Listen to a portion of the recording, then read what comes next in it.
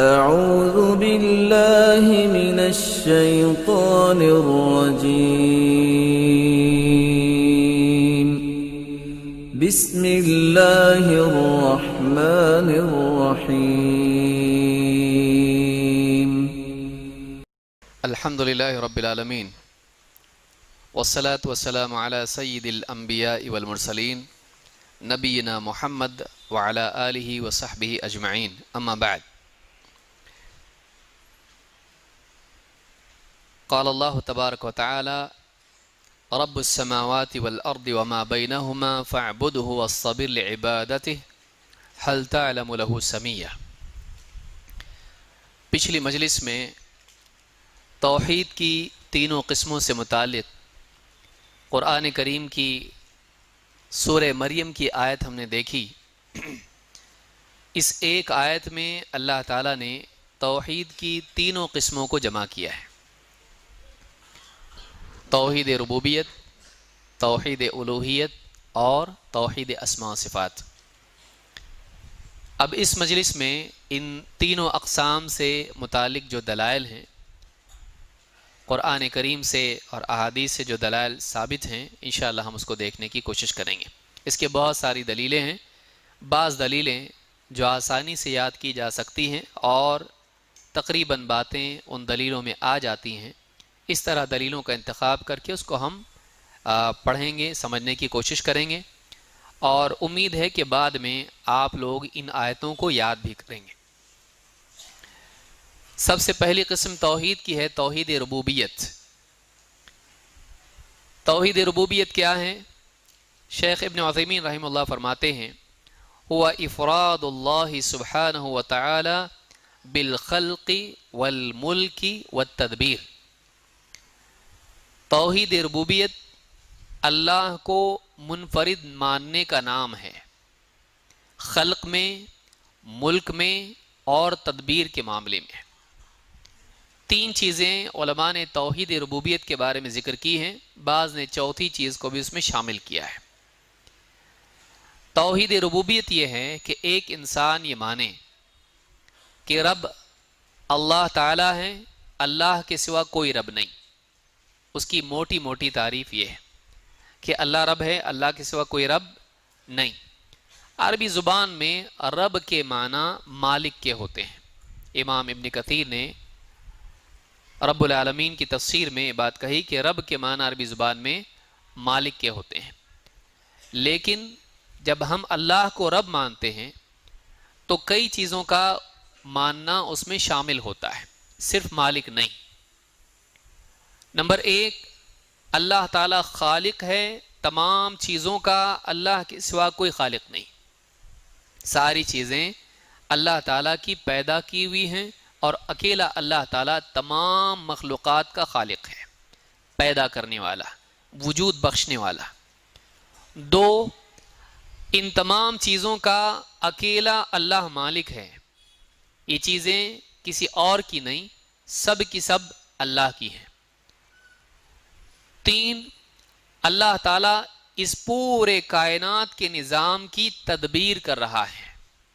اس پورے کائنات کے نظام کو اکیلا اللہ چلاتا ہے.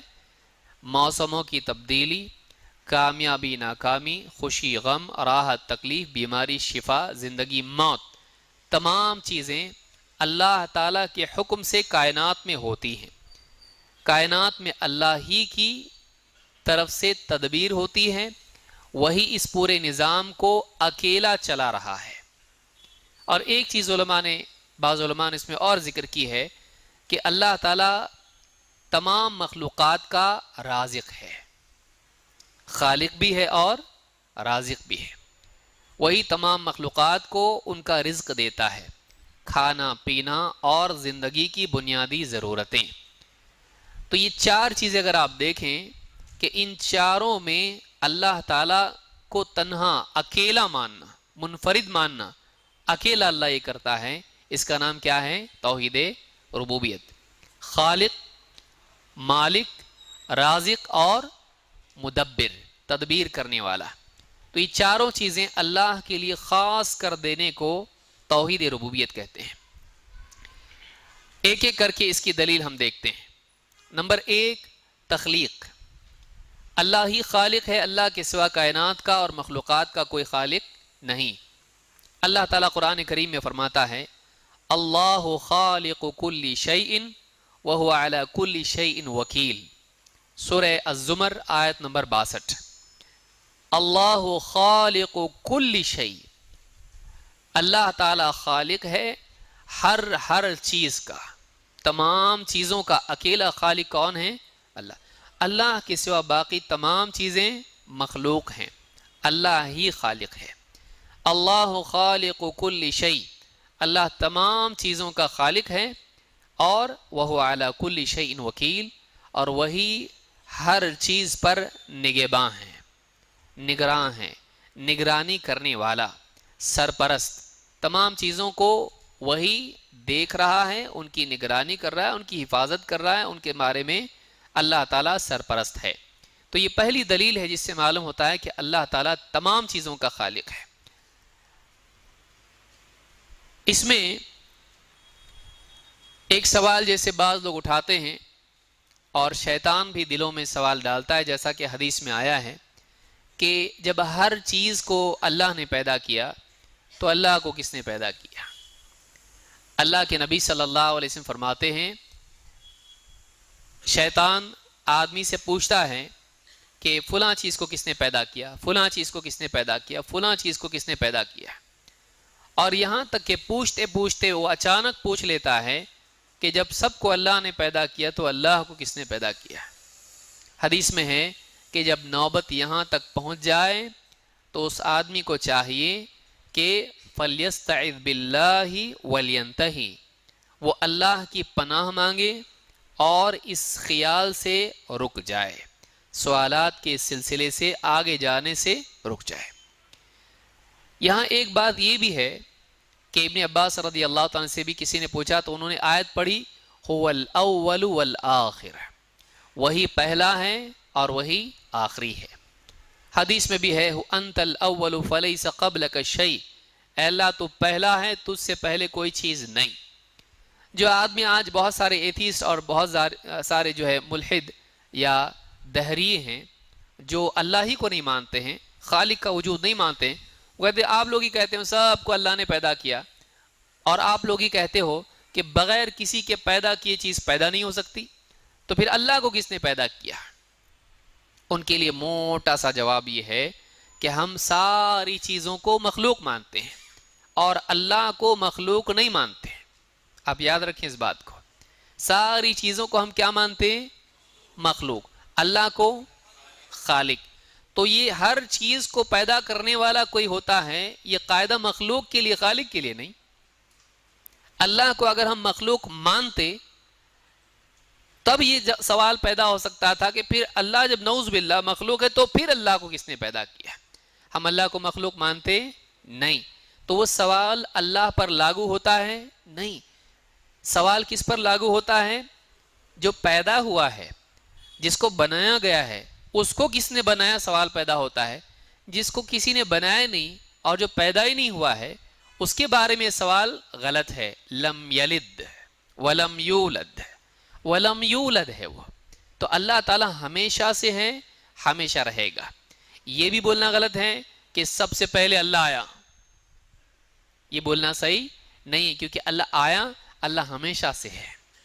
تو خود آ جیسا لفظ آتا ہے تو خود سے آیا، بکواس ہے یہ، خود آیا نہیں، اللہ ہمیشہ سے ہے، کسی فائنل کوئی ڈیٹ پہ اللہ نہیں آیا، بلکہ اللہ ہمیشہ سے ہے۔ هو الاول، وہ پہلا ہے۔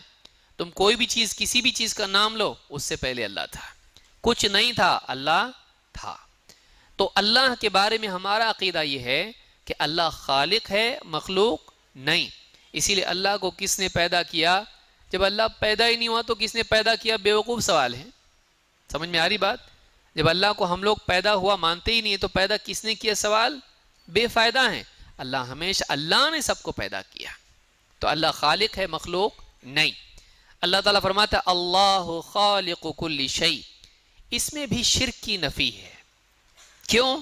اس لیے کہ اللہ کے سوا جس کو بھی پوجا جائے وہ اپنے وجود میں کس کا محتاج ہے؟ اللہ کا۔ تو جو اپنے وجود ہی میں محتاج ہو اس کو پوجنا، اس کو معبود بنانا بے وقوفی ہے۔ اس کی عبادت کی جائے جو خالق ہے، نہ کہ اس کی جو مخلوق ہے۔ جو محتاج ہے وہ معبود نہیں ہو سکتا، محتاج کو معبود بنانا بے وقوفی ہے۔ ضعف الطالب والمطلوب، طلب کرنے والا بھی کمزور، جس سے طلب رکھی جائے وہ بھی کمزور، تو کمزور کو معبود نہیں بنایا جاتا ہے، بلکہ کون؟ اللہ تعالیٰ جو قوی ہے، جو عزیز ہے، اس کو اپنا معبود بنانا چاہیے۔ تو پہلی چیز ہم نے دیکھی کہ اللہ تعالیٰ تمام مخلوقات کا خالق ہے۔ اس میں یہ بھی بات یہ ہے کہ بعض لوگ یہ مانتے ہیں کہ گاڈ دو ہیں، ایک خیر کا خالق، دوسرا شر کا خالق۔ ہم یہ مانتے ہیں کہ اللہ تعالیٰ تمام چیزوں کا خالق ہے، تمام چیزوں کا خالق ہے۔ صحت بھی اللہ دیتا ہے، بیماری بھی اللہ دیتا ہے، لیکن ادب کے طور پر اللہ کی طرف شر کی نسبت نہیں کرتے ہیں۔ اس کا یہ مطلب نہیں کہ شر کا کوئی اور خالق ہے۔ جیسے ابراہیم علیہ السلام نے کہا تھا وَإِذَا مَرِضْتُ فَهُوَ يَشْفِينِ، جب میں بیمار ہوتا ہوں تو اللہ مجھ کو شفا دیتا ہے۔ تو ادب کے طور پر بیماری کی نسبت کی بجائے شفا کی نسبت اللہ کی طرف کی، لیکن اس کا یہ مطلب نہیں کہ بیمار کوئی اور کرتا ہے اور شفا اللہ دیتا ہے۔ کائنات میں جو بھی ہوتا ہے اللہ کے فیصلوں سے ہوتا ہے، اس کو یاد رکھیں۔ تو اللہ کے سوا کوئی خالق نہیں ہے، تمام چیزیں اللہ تعالیٰ نے پیدا کی ہیں۔ جنت اچھی کہ بری ہے؟ اچھی ہے۔ اور جہنم؟ ہاں، تو اس کا پیدا کرنے والا کون ہے؟ تو جنت خیر ہے اور جہنم شر ہے، لیکن اللہ تعالیٰ ہی نے اس کو پیدا کیا۔ لیکن ظالم کو سزا دینا کیا ہے؟ شر ہے کہ خیر ہے؟ ہاں شر ہے۔ لا حول۔ ظلم کرنا شر ہے، ظالم کو سزا دینا خیر ہے، عدل و انصاف ہے۔ تو اللہ نے اس کو سزا کے لیے کیا پیدا کی ہے؟ جہنم۔ تو انسان کی نسبت سے وہ شر ہے، لیکن اللہ کی نسبت سے وہ خیر ہے۔ یاد رہے گا، کیونکہ اللہ نے سزا دینے کے لیے اس کو پیدا کیا، تو سزا دینا کیا ہے؟ ظالم کو، مجرم کو خیر ہے۔ لیکن یہ جو جا رہا ہے، اس کو پوچھیں گے جا رہے ماشاءاللہ آپ جہنم میں جا رہے، اچھا ہے کہ برا ہے؟ کیا بولے گا وہ؟ میں نہیں جانا چاہتا، کیونکہ وہ اچھی نہیں ہے۔ تو بندوں کے اعتبار سے وہ اچھی نہیں ہے، لیکن قاعدے کے اعتبار سے، سزا کے قاعدے کے اعتبار سے جہنم کا وجود ضروری ہے۔ کسی بھی ملک میں قانون نافذ ہوتا ہے، مجرمین کو سزا دی جاتی جیل، تو جیل اچھی کہ بری؟ تو کس کے اعتبار سے دیکھا جائے گا؟ عام عوام کے حساب سے دیکھیں گے، قانون اور لا اینڈ آرڈر کے حساب سے دیکھیں گے، تو جیل کا وجود اچھا ہے کہ برا؟ نہیں تو جیل میں جائیں گے نہیں، مجرم سارے دندناتے پھریں گے، لوگوں کی جان مال کا نقصان کریں گے۔ لیکن مجرم سے پوچھا جائے جیل جا رہے آپ، تو کیا کہے گا؟ اچھا ہے؟ نہیں ہے۔ سمجھ میں آ رہی بات؟ تو اللہ تعالیٰ نے جہنم کو پیدا کیا، اور اس طرح کی جتنی چیزیں ہیں اگرچہ وہ مخلوق کے اعتبار سے شر ہوتی ہیں، لیکن اللہ کی نسبت سے وہ شر نہیں ہوتی ہے۔ اللہ کے عدل و انصاف اور اس کی حکمت کے اعتبار سے وہ شر نہیں ہوتی ہے۔ جیسے بیماری ہے، کس نے پیدا کیا بیماری کو؟ اللہ کے نبی صلی اللہ علیہ وسلم کیا فرماتے ہیں؟ اللہ تعالیٰ نے زمین میں اگر بیماری رکھی ہے تو شفا بھی نازل کی ہے۔ تو بیماری کہاں سے نازل ہوئی؟ اللہ کی طرف سے، اور شفا اللہ کی طرف سے، دونوں اللہ نے پیدا کیا۔ حدیث میں صاف صراحت اس کی ہے۔ اب بیماری بندے کے اعتبار سے پوچھا جائے تو کیا ہے؟ بیمار ہونا ہے، بیماری کی دعا مانگنا جائز ہے؟ صحیح ہے؟ نہیں ہے۔ لیکن اللہ کی نسبت سے بعض اوقات اللہ بیمار کرتا ہے تو اس میں بندے کی مغفرت ہوتی ہے، گناہ معاف ہوتے ہیں، اس کی تربیت ہوتی ہے، عقل ٹوٹتی ہے، اور آخرت کے اعتبار سے وہ تیار ہوتا ہے مرنے سے پہلے، تو اس اعتبار سے دیکھا جائے تو کیا ہے؟ خیر ہے۔ تو اس طرح سے یعنی کس نوعیت سے اور کس ناحیے سے دیکھا جائے، جواب اس اعتبار سے ہوگا۔ تو اللہ تعالیٰ تمام چیزوں کا خالق ہے، اس کو یاد رکھنا ضروری ہے۔ اللہ نے کیا فرمایا؟ اللہ خالق کل شیء وہو علی کل شیء وکیل۔ تمام چیزوں کا خالق اللہ ہے۔ تو یہ عقیدہ رکھنا، سب چیزوں کو اللہ تعالیٰ نے پیدا کیا۔ بعض اوقات خالق کی نسبت ضمنی طور پر مخلوق کی طرف ہوتی ہے۔ یخلق، جیسے یخلق من الطین، عیسیٰ علیہ السلام کی طرف نسبت کی گئی، وہ بنانے کے طور پر ہے، کیونکہ خالق اللہ ہے۔ عیسیٰ علیہ السلام کیا کرتے تھے؟ مٹی لیتے تھے، مٹی سے کوئی شکل بناتے تھے اور وہ زندہ ہو جاتی تھی اللہ کے حکم سے۔ لیکن اب کیا عیسیٰ علیہ السلام نعوذ باللہ گاڈ ہیں؟ کوئی آدمی کہے دیکھو اللہ تعالیٰ جان ڈالتا ہے، وہ بھی جان ڈالتے تھے؟ نہیں۔ نمبر ایک، مٹی کس نے پیدا کی؟ اور عیسیٰ علیہ السلام کیا کرتے تھے؟ اللہ کی پیدا کی ہوئی مٹی سے ڈھانچہ بناتے تھے۔ ان کے ہاتھ کس نے پیدا کیے؟ تو ان کے ہاتھ بھی تو خود اللہ نے پیدا کیے۔ خود ان کو کس نے پیدا کیا؟ ان مثل عیسیٰ عند اللہ کمثل آدم خلقہ من تراب ثم قال له کن فیکون۔ عیسیٰ کی مثال اللہ کے ہاں آدم کی طرح ہے۔ اللہ نے ان کو مٹی سے پیدا کیا اور پھر کہا کہ ہو جا، تو وہ ہو گئے۔ تو اللہ رب العالمین نے خود ان کو پیدا کیا۔ تو یہ جو بناتے تھے یہ خالق نہیں ہے، بلکہ کیا ہے؟ اللہ کی دی ہوئی چیز کو اس کے ڈھانچہ اس کا بناتے تھے اور اللہ کے حکم سے اس میں جان آتی تھی، نہ کہ عیسیٰ علیہ السلام اس میں جان ڈالتے تھے۔ بِإِذْنِ اللہ، اللہ کے اذن سے وہ ہوتا تھا، اللہ کی اجازت نہ ہوتی تو وہ نہیں کر پاتے۔ سمجھ میں آئی بات؟ تو تخلیق کے اعتبار سے یاد رکھیں اللہ خالق ہے، کوئی بابا کچھ پیدا کر سکتے نہیں۔ ماں کے پیٹ میں اس کو اولاد نہیں ہوتی، ناڑا باندھو تو اولاد ہوگی۔ اب یہ کیا ہے؟ کس کو خالق مان رہے ہیں؟ کون دے گا اولاد؟ بابا۔ تو یہ کیا ہوا؟ شرک ہوا۔ یہ ربوبیت میں شرک ہے کہ اولاد کا دینے والا، ماں کے پیٹ میں پیدا کرنے والا، اولاد کی تخلیق کرنا، یہ کس کا کام ہے؟ اگر یہ اللہ کے سوا کسی بزرگ کے لیے مانتا ہے تو کیا ہے؟ یہ شرک ہے۔ یہ کہاں فٹ ہوتا ہے؟ سمجھ میں آ رہا ہے یہ کہ خالق کون ہے؟ اللہ تعالیٰ ہے۔ اللہ کے سوا کوئی خالق نہیں ہے۔ جس کو اللہ تعالیٰ نہ دے اس کو کوئی دے سکتا؟ اللہ نے قرآن کریم میں، اب ساری آیتیں اگر ہم پڑھنے لگیں وقت کافی ہو جائے گا، کہ جس کو چاہتا ہے اللہ تعالیٰ بیٹے دیتا ہے، جس کو چاہے بیٹیاں، جس کو چاہے دونوں دیتا ہے، اور جس کو چاہے وَيَجْعَلُ مَن يَشَاءُ عَقِيمًا، جس کو چاہتا ہے بے اولاد رکھتا ہے۔ لہٰذا کوئی کسی کو اولاد دے سکتا نہیں۔ خالق کون ہے؟ اللہ تعالیٰ ہے۔ اسی لیے ابراہیم علیہ السلام نے کس سے دعا کی؟ اللہ سے۔ زکریا علیہ السلام نے اور مریم نے دعا کی تھی؟ نہیں۔ ہاں بول رہے لوگ، جیسا پوچھو ایسا ہاں، جیسا سوال ویسا جواب، ہاں کا تو ہاں، نہ کا تو نہ۔ مریم نے کوئی دعا نہیں کی تھی، لیکن اللہ نے بغیر دعا کے، بغیر شوہر کے ان کو اولاد دی۔ اللہ جو چاہے، یخلق اللہ ما یشاء، اللہ تعالیٰ جو چاہتا ہے پیدا کرتا ہے۔ اللہ جو چاہتا پیدا کرتا ہے، مٹی سے، پانی سے، ہاں، نور سے۔ فرشتوں کو نور سے اللہ نے پیدا کیا، انسان کو مٹی سے، جنات کو آگ سے۔ اللہ جو چاہتا ہے پیدا کرتا ہے۔ تو خالق کون ہے؟ صرف اور صرف اللہ۔ تو ماں کے پیٹ میں بابا پیدا کرتے ہیں؟ نہیں، تو وہاں ناڑا باندھنا اور مجاور کو دینا کچھ فائدہ نہیں ہے۔ یہ عقیدہ شرک ہے، یہ عقیدہ شرک ہے۔ بعض لوگ بولتے ہیں درگاہ کی عودی کھاؤ اولاد ہوگی۔ مٹی کھا کے اولاد ہوتی؟ گھر پیٹ میں جا کے مٹی اولاد بنے گی؟ کیسے ہو سکتا ہے؟ اللہ کے سوا کوئی اولاد دینے والا نہیں۔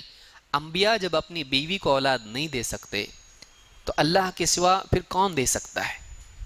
ابراہیم علیہ السلام، زکریا علیہ السلام جیسے بڑے بڑے نبی یہ اپنی بیوی کو اولاد نہیں دے سکتے، تو آپ سوچئے کہ پھر دوسرا کون دے سکتا ہے؟ لہٰذا یہ عقیدہ باطل ہے۔ نمبر 2، مالک اکیلا اللہ ہے۔ ساری کائنات کا مالک کل بھی اللہ تھا، آج بھی اللہ ہے۔ اللہ نے اپنے ملک میں سے، اپنی بادشاہت میں سے کسی کو دے نہیں دیا ہے، بلکہ بادشاہ کون ہے؟ مالک کے معنی ہوتے ہیں مالک، جیسے ہم جس کو مالک کہتے ہیں، اور ملک کے معنی ہوتے ہیں بادشاہ کے۔ ہر بادشاہ مالک بھی ہوتا ہے، لیکن ہر مالک بادشاہ ہوتا نہیں، اور بادشاہ ہوتا ہے لیکن کسی کی ذاتی ملکیت بھی ہوتی ہے، اور مالک ہوتا ہے لیکن بادشاہ نہیں ہو سکتا ہے۔ لیکن اللہ تعالیٰ تمام چیزوں کا، ساری کائنات کا بادشاہ بھی ہے، الملک القدوس السلام، دنیا میں بھی اور آخرت میں بھی، مالک یوم الدین، بدلے کے دن کا مالک، اور ایک قرت ہے مالک یوم الدین، ایسا بھی پڑھا اللہ کے رسول صلی اللہ علیہ وسلم نے، وہ بادشاہ ہے قیامت کے دن کا۔ لمن الملک اليوم، آج کس کی بادشاہ ہے؟ للہ الواحد القہار، اس اللہ کے لیے جو ایک ہے، یکتا ہے اور بڑا غلبے والا زبردست ہے۔ تو دنیا میں بھی اللہ بادشاہ ہے اور آخرت میں بھی، لیکن دنیا میں کچھ بادشاہ ہوتے ہیں تھوڑے دن کے لیے، آتے جاتے، ان سے پہلے کوئی، ان کے بعد کوئی اور۔ اللہ کا ایسا نہیں، وہ کل بھی بادشاہ تھا، آج بھی ہے اور کل بھی ہوگا۔ وقتی طور پر کسی کو بادشاہ دے دیتا ہے، تو تل ملک من تشاء، جس کو چاہتا ہے تو ملنے اس کی جو بادشاہت ہے وہ بھی کس کی مشیت پر موقوف ہے؟ دینے سے ملے وہ کوئی چیز ہے اپنی؟ اللہ کی بادشاہت کسی نے دی ہے اس کو؟ نہیں۔ لیکن دنیا کی جو بادشاہ ہے ان کو کس نے دیا؟ تو تل ملک من تشاء، وہ بھی مشیت پر ہے، سب کو نہیں دیتا، جس کو چاہتا ہے دیتا ہے۔ وہ تنزع الملک ممن تشاء، اور جب چاہتا ہے اس سے زائل بھی کر دیتا ہے۔ کتنے بادشاہ ہوتے ہیں لیکن اس کے بعد اس کا بیٹا ہے اس کو سلاخوں میں ڈال دیتا۔ کئی بادشاہ ایسے ہوئے، بیٹا ہی قتل کر دیا، قوم بغاوت کر دی اس کے خلاف اور اس کی بادشاہت ختم اور اس کو بھی قتل کر دی۔ کتنا تاریخ میں ایسا ہوا ہے۔ کسی کی بادشاہت الٹیمیٹ نہیں ہے، ایک ہی بادشاہ ہے جس کی بادشاہت ہمیشہ سے اور ہمیشہ رہے گی۔ کون؟ اللہ رب العالمین، اللہ تعالیٰ ہے۔ ایسا بھی نہیں کہ اللہ تعالیٰ نے بعض اللہ والوں کو اپنی طرف سے سب کچھ ان کے سپرد کر دیا، سارے خزانے ان کے ہاتھ میں۔ مختار کل ہے کوئی ایسا؟ نہیں کہ اللہ تعالیٰ نے اپنی سارے خزانے، اپنی ساری بادشاہت کسی کو دے دی، نہیں۔ اللہ تعالیٰ کے پاس آج بھی سارے خزانے اسی کے ہیں، وہ جس کو چاہتا ہے دیتا ہے، جس کو چاہتا ہے نہیں دیتا ہے۔ تو اللہ کے بارے میں ماننا کہ اللہ مالک ہے اور ملک ہے، یہ بھی ربوبیت کے عقیدے میں شامل ہے۔ للہ ملک السماوات والارض وما فیہن وہو علی کل شیء قدیر، سورہ المائدہ کی آخری آیت 120۔ اللہ فرماتا ہے اللہ ہی کا ہے، مقدم کرنے میں تخصیص ہے، عربی کا قاعدہ ہے۔ یہ نہیں کہا ملک السماوات والارض للہ، ایسا نہیں کہا، کیا کہا؟ للہ، اللہ ہی کا ہے۔ پہلے اللہ کو لانا بتا رہا ہے کہ خاص ہے اللہ کے لیے۔ للہ ملک السماوات، آسمانوں کی بادشاہت، آسمانوں کی بادشاہت، والارض، زمین کی بادشاہت، وما فیہن، اور ان میں آسمانوں میں اور زمین میں جو کچھ بھی ہے سب بادشاہت کس کی ہے؟ اللہ کی۔ وہو علی کل شیء قدیر، اور وہ ہر چیز پر قادر ہے، وہ ہر چیز پر قادر ہے، جو چاہتا ہے کرتا ہے۔ وَيَفْعَلُ اللَّهُ مَا يَشَاءُ، اللہ تعالیٰ وہ کرتا ہے جو چاہتا ہے۔ ہم چاہیں اللہ کرے، بعض لوگ کہتے ہیں اللہ یہ کر سکتا کہ وہ کر سکتا کہ وہ کر سکتا، کہ ہمارا جواب کیا ہے؟ اللہ جو چاہے کر سکتا ہے۔ ہم غلط چیزیں اللہ کی طرف نسبت نہیں کر سکتے ہیں۔ بتاؤ اللہ یہ بھی کر سکتا کیا؟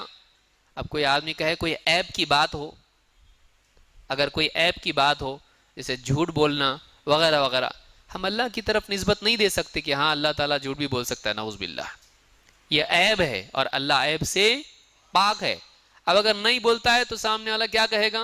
دیکھو یہ کام اللہ نہیں کر سکتا ہے نا، تو وہ کیا کرے گا؟ عیب کے نہ کرنے کو عیب بنائے گا، غلط کے نہ کرنے کو عیب ثابت کرے گا۔ ہم ایسا نہیں بولتے، ہم کیا بولتے ہیں؟ ہم جواب دیتے کیا اللہ ایسا کر سکتا ہے؟ ہم کہتے اللہ جو چاہتا ہے وہ کرتا ہے، اور اللہ کبھی کچھ غلط نہیں کرتا۔ کیوں؟ اس لیے کہ غلط اللہ کی شان کے خلاف ہے۔ سمجھ میں آ رہی بات؟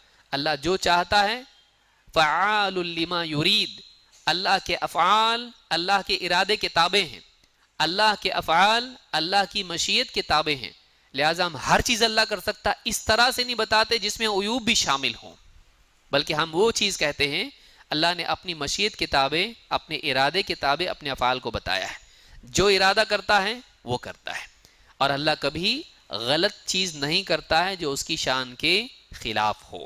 تو اس سے آپ بچ کے نکل جاتے اس سوال میں سے۔ تو کہا کہ للہ ملک السماوات والارض وما فیہن آسمانوں اور زمین میں اور ان کے درمیان جو بھی ہے، سب کی بادشاہت کس کی ہے؟ نہ صرف وہ مالک ہے بلکہ ملک بھی ہے۔ صرف مالک ہونا چھوٹی چیز ہوتا ہے، وہ بادشاہ بھی ہے۔ کیوں؟ اس لیے کہ ساری کائنات میں اسی کے فیصلے چلتے ہیں، ساری کائنات کا مالک وہ ہے۔ نمبر 3، تدبیر امر۔ تدبیر نظام چلانے کے اعتبار سے جو چاہے فیصلے نافذ کرنا۔ کائنات میں بہت کچھ ہو رہا ہے، بارش آ رہی ہے، ہوا چل رہی ہے، کوئی بیمار ہو رہا ہے، کسی کو شفا مل رہی ہے، کسی پہ اچھے حالات آ رہے ہیں، اکانومی ڈاؤن ہو رہی ہے، ہاں بہت سارے حالات پیدا ہو رہے ہیں، اچھے برے حالات آتے رہتے ہیں فرد کی زندگی میں یا مجتمع کی، سماج کی زندگی میں۔ سورج نکلنا، سورج کا غروب ہونا، چاند، ستارے، سارا نظام جو چلتا ہے، ہواؤں کا چلنا، بارش کا آنا، طوفان آنا، جتنا بھی کائنات میں جو بھی ایکٹیویٹی ہوتی ہے، سچویشن کریٹ ہوتی ہے، کون کرتا ہے؟ یہ اللہ تعالیٰ کرتا ہے۔ ساری چیزیں اللہ کی تدبیر اور اس کی مشیت سے ہوتی ہیں۔ یہ سارا کائنات کا نظام کون چلا رہا ہے؟ بنا کے چھوڑ دیا مشین کی طرح چلتے رہو؟ نہیں، کہ ایک مشین بنا دی اور مشین بنا کے چھوڑ دیا چلتے رہو اپنے آپ، ایسا ہو رہا؟ بلکہ اللہ کے فیصلے کے بغیر کچھ نہیں ہوتا ہے۔ کل یوم ہوا فی شأن، ہر دن ہر آن وہ ایک حال میں ہے، کسی کو زندگی دے رہا ہے، کسی کو موت دے رہا ہے، کسی کو رزق دے رہا ہے، اس کی رزق میں زیادتی کر رہا ہے، کسی کے رزق میں کمی کر رہا ہے، کسی کو خوشحالی میں ڈال رہا ہے، کسی کو تنگی میں ڈال رہا ہے۔ ہر دن اللہ کا فیصلہ نافذ ہے، ہر دن اللہ جو چاہے کرتا ہے۔ تو ایسا نہیں کہ بنا کے چھوڑ دیا ایک مشین کی طرح چلتے رہو، بلکہ اللہ تعالیٰ نے کائنات بنانے کے بعد کائنات کے ذرے ذرے پر اللہ کی حکومت ہے، اور جو بھی اس میں ہوتا ہے اللہ تعالیٰ کی براہ راست نگرانی اور تدبیر کے تحت ہے۔ یہ ایک آدمی کو ایک دم قوت دیتی ہے اور اللہ سے قریب کرتی ہے۔ اللہ ہر چیز دیکھ رہا ہے، چاہے کوئی ظلم کرے، چاہے کوئی گناہ کرے، چاہے کچھ بھی کرے، آدمی کو ہر وقت معلوم ہے کہ کائنات میں اللہ کا نظام نافذ ہے۔ یہ نہیں کہ نعوذ باللہ اللہ تعالیٰ نے دنیا کو بنا کے چھوڑ دیا اور اللہ غافل ہے۔ وَلَا تَحْسَبَنَّ اللَّهَ غَافِلًا عَمَّا يَعْمَلُ الظَّالِمُونَ، ہرگز اس گمان میں مت رہنا کہ ظالم جو کچھ کر رہے ہیں اللہ تعالیٰ اس سے غافل ہے۔ اللہ غافل نہیں ہے، اللہ کا کائنات میں دخل ہے۔ فرعون پیچھے سے آیا، موسیٰ علیہ السلام کے ساتھ قوم ہے، قوم نے کہا پکڑے گئے، اب بنا کے چھوڑ دیا ہوتا تو مشکل تھا نا معاملہ۔ اللہ تعالیٰ نے فوراً موسیٰ علیہ السلام سے کیا کہا؟ جب موسیٰ علیہ السلام نے کہا کلا ان معی ربی سیہدین، نہیں میرا رب میرے ساتھ ہے، مجھ کو راستہ سجھائے گا، اللہ نے فوراً رہنمائی کی، کہا اپنا عصا دریا پہ مارو، پانی پہ مارو، جیسی عصا مارا راستہ بن گیا، پار ہو گئے، فرعون کو ڈبو دیا۔ تو اللہ تعالیٰ یہ کر رہا ہے، کائنات میں اللہ تعالیٰ کا دخل ہے، ہر آن کچھ نہ کچھ اللہ کر رہا ہے۔ بندے الحمدللہ رب العالمین، دنیا بھر کے بندے کہہ رہے ہیں، نماز پڑھنے والے، اللہ تعالیٰ جواب میں کہہ رہا ہے حمیدنی عبدی، میرے بندے نے میری تعریف کی۔ اتنے لوگ کہہ رہے ہیں اللہ سب کا جواب دے رہا ہے، ہاں اللہ اللہ ہے۔ ہم لوگوں کے لیے مشکل پڑ جاتا ہے، ایک ساتھ سارے لوگ سوال پوچھیں کیا ہو جائے گا مول صاحب کا حال؟ ذرا ٹھہرو، ایک ایک سوال ایک وقت میں ایک، ہاں کچھ بانٹتے ہیں تو اس وقت میں کیسا ہوتا ہے، سب جھپٹتے ہیں، اس وقت میں کیا کرتے ہیں لائن لگاؤ سب بند کر دو سب۔ تو اللہ کے لیے ایسا نہیں ہے، اللہ مخلوق کی طرح نہیں ہے، اللہ ہر آن ہر بندے کے حال سے باخبر ہے، اور کائنات میں ہر بندے کی زندگی میں اللہ کا دخل ہے، تدبیر کر رہا ہے وہ۔ تو اس کو تدبیر کہتے ہیں کہ ساری کائنات کا نظام چلانا، مجموعی طور سے بھی اور فرد کی زندگی میں ہر چیز اللہ کو معلوم ہے۔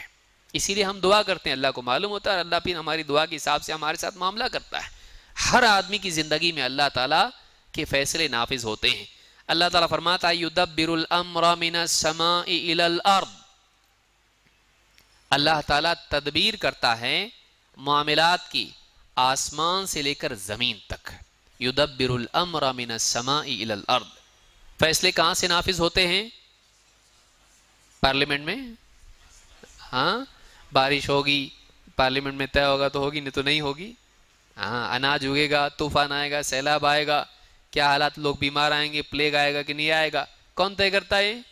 پارلیمنٹ میں. لوک سبھا، راجیہ سبھا کہاں ہوتا طے؟ اللہ کے پاس سے ہوتا ہے. اللہ تعالی کی طرف سے فیصلے ہوتے ہیں کہ کیسے حالات آئیں گے.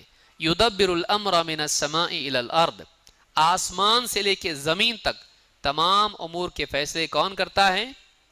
بارش ہوگی اوپر سے کہ نہیں، زلزلہ آئے گا نیچے سے کہ نہیں، اور فیصلے کہاں سے نافذ ہوتے ہیں؟ وَفِي السَّمَاءِ رِزْقُكُمْ وَمَا تُوعَدُونَ، اللہ نے کہا تمہارا رزق آسمان میں ہے، وہاں سے تمہارا رزق زمین پہ ڈالا جاتا ہے.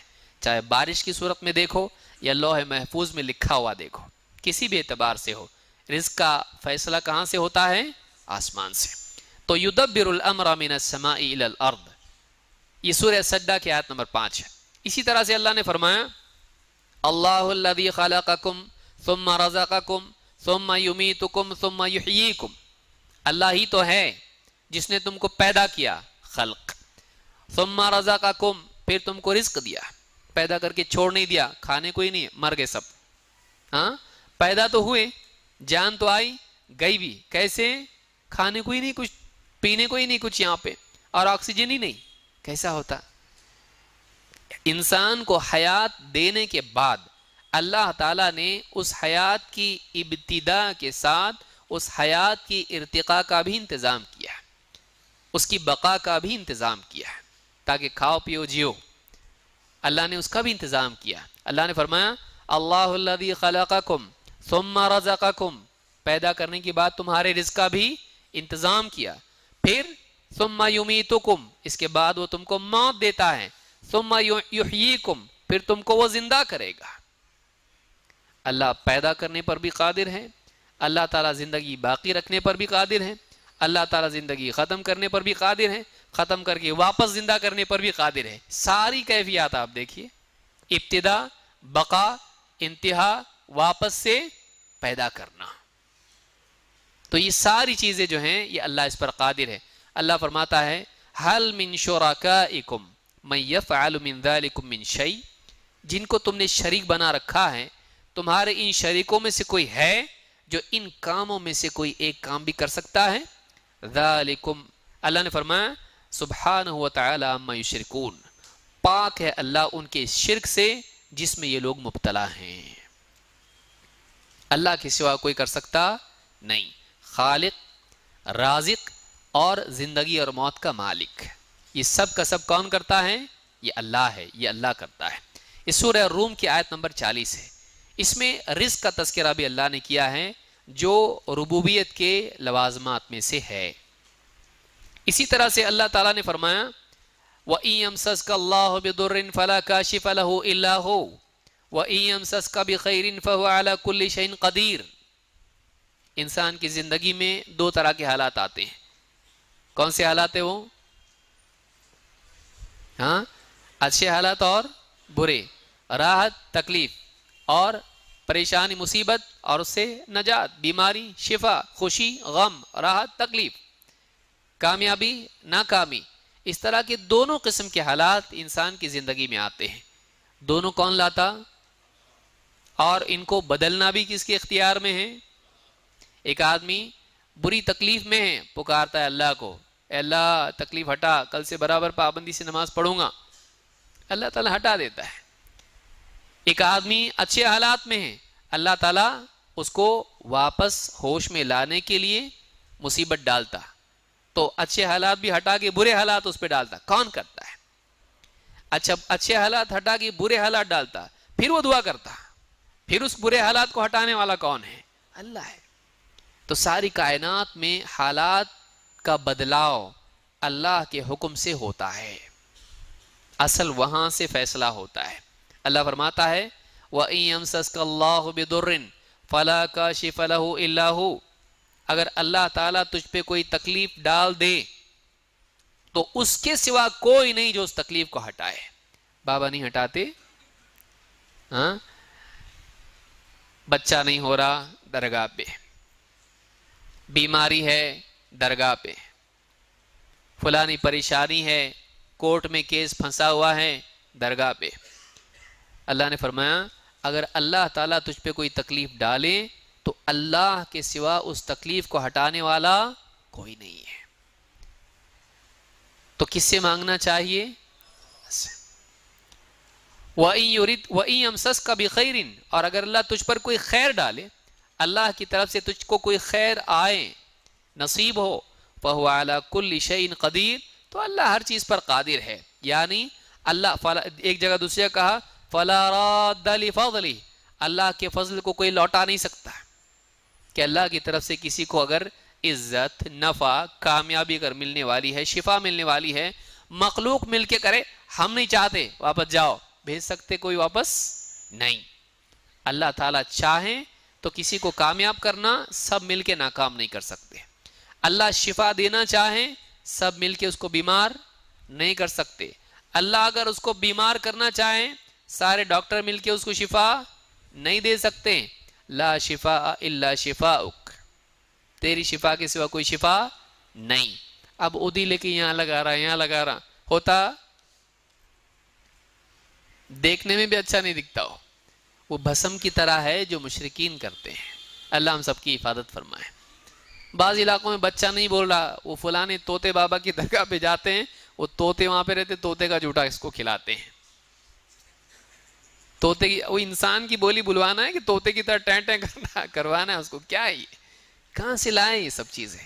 خرافات کتنی آپ دیکھیے مسلمانوں میں، کہ ہمارا بچہ بات نہیں کر رہا تو طوطے کا فلانی درگاہ کے طوطے کا جھوٹا کھلاؤ اس کو تو بات کرنے لگے گا۔ یعنی باپ بھی اس لائق نہیں، وہ طوطا اتنا، اس کا کیلیبر دیکھو کیا ہے طوطے کا، طوطے کا سٹینڈرڈ اس کی، ہاں کتنا زبردست طوطا ہے وہ۔ باپ دادا بھی ویسے نہیں، انسان کا بھی نہیں کھلا رہے اس کو، طوطے کا کھلا رہے ہیں اس کو۔ اللہ ہدایت عطا فرمائے۔ خرافات جو ہیں جہل کا نتیجہ ہیں۔ علم اگر انسان کے پاس ہو اور اللہ کی عظمت وہ جانتا ہو تو اس کے لیے یہ ساری خرافات میں واقع ہونے کا موقع نہیں ہوتا ہے، وہ بچتا ہے، اللہ اس کو بچاتا ہے۔ تو وَإِن يَمْسَسْكَ بِخَيْرٍ فَهُوَ عَلَى كُلِّ شَيْءٍ قَدِيرٌ، اگر اللہ تجھ کو خیر پہنچانا چاہے تو پھر اللہ ہر چیز پر قدرت رکھتا ہے، اللہ جو چاہے دے سکتا ہے۔ اس میں اشارہ اس طرف ہے، کوئی خیر ایسی نہیں جو اللہ نہیں دے سکتا، کہ یہ تو اللہ نہیں دے سکتا ہے تو بابا سے مانگنا پڑے گا، ایسا ہے نہیں ہے۔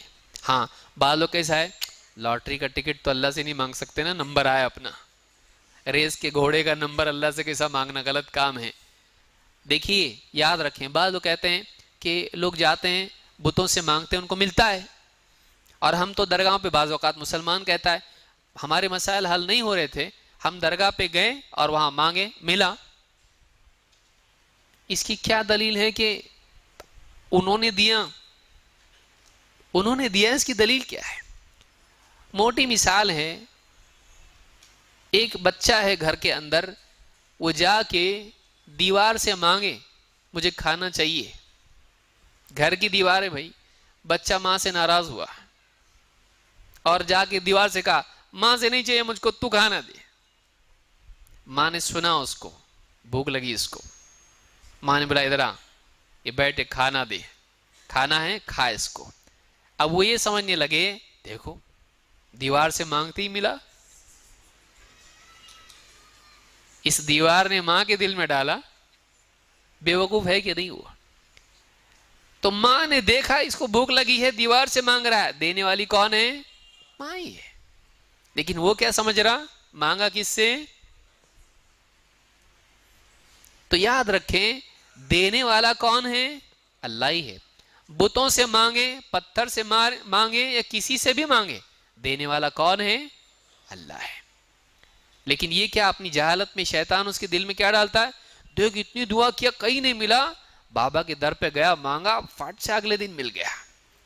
اللہ نے دینا ہی دینا تھا، لیکن شیطان نے آ کے دل میں کیا ڈالا، اب سب طرح ٹرائی کیا نا، ذرا ادھر بھی ایک ٹرائی کر، وہ اللہ کی طرف سے ہی آیا، لیکن تو وہاں گیا اور تیرا عقیدہ غلط ہوا۔ وہی مسلمان جو کہتا بھائی سب طرف مانگے نہیں ملا، پھر بابا نے دیے نا، گئے تو ہم لوگ وہاں پہ، اس کو بولے ہاں، اس کا غیر مسلم دوست بولے تو ہمارا بھی تمہارے جیسا ہی ہے، میں بھی سب طرف دیکھا، تمہارے اللہ کو بھی مانگا نہیں دیا، بابا سے بھی مانگا نہیں دیا، دیوی کے پاس گیا میں، ہماری دیوتا سے مانگا انہوں نے دیا، تمہارے یہ بابا بھی نہیں دیے میرے کو، کیا کہے گا؟ وہ بھی مانگنے گا کہ یہ بابا جو نہیں دے سکتے وہ دیوی دیوتا دے سکتے ہیں؟ کیا اب جواب کیا ہے؟ فَبُهِتَ الَّذِي كَفَرَ، کوئی جواب نہیں۔ تو ایک غیر مسلم بھی اس کو ہکا بکا کر سکتا ہے جہل کی وجہ سے، مسلمان رہ کے۔ دینے والا کون ہے؟ اللہ کے سوا کوئی دیتا نہیں، اس کو یاد رکھیں۔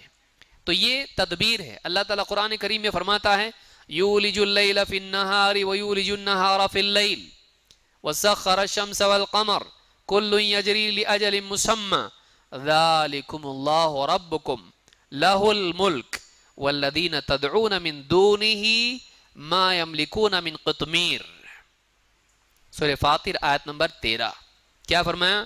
یولج اللیل فی النہار، وہ دن کو داخل کرتا ہے رات میں، رات بڑی ہو جاتی ہے دن چھوٹا، ہاں سردیوں میں رات بڑی ہو رات دن کا ٹائم کدھر چلا گیا؟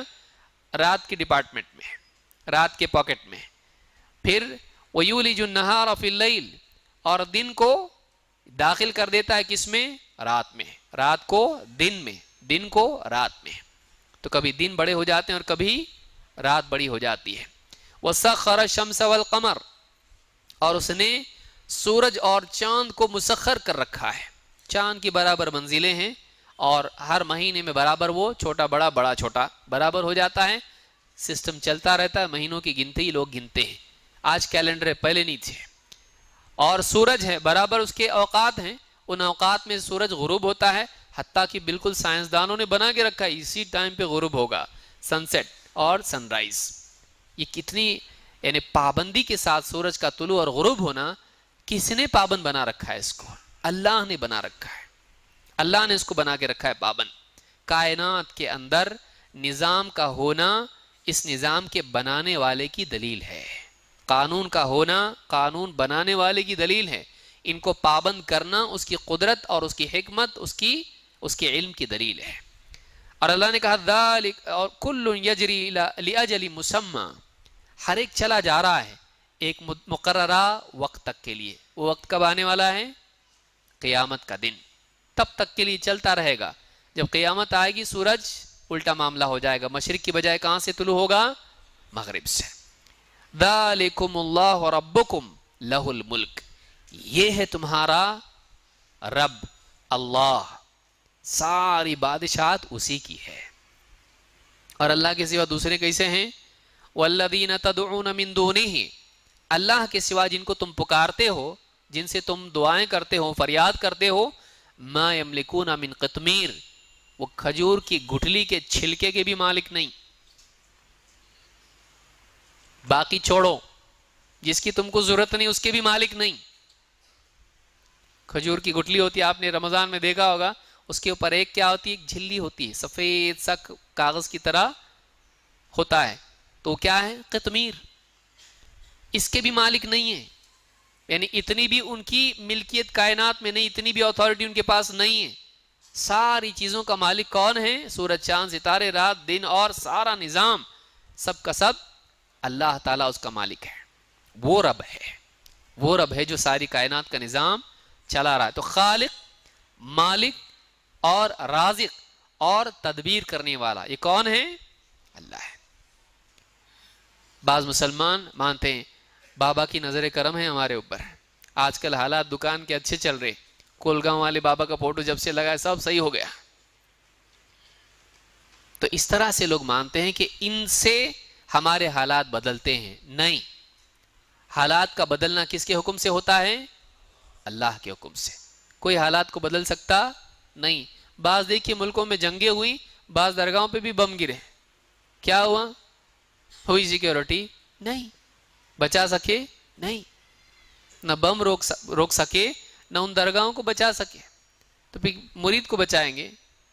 آپ سوچئے، کون؟ اللہ ہی ہے جو شفا دے سکتا ہے، رزق دے سکتا ہے، اولاد دے سکتا ہے، اللہ کے سوا کوئی نہیں دے سکتا ہے۔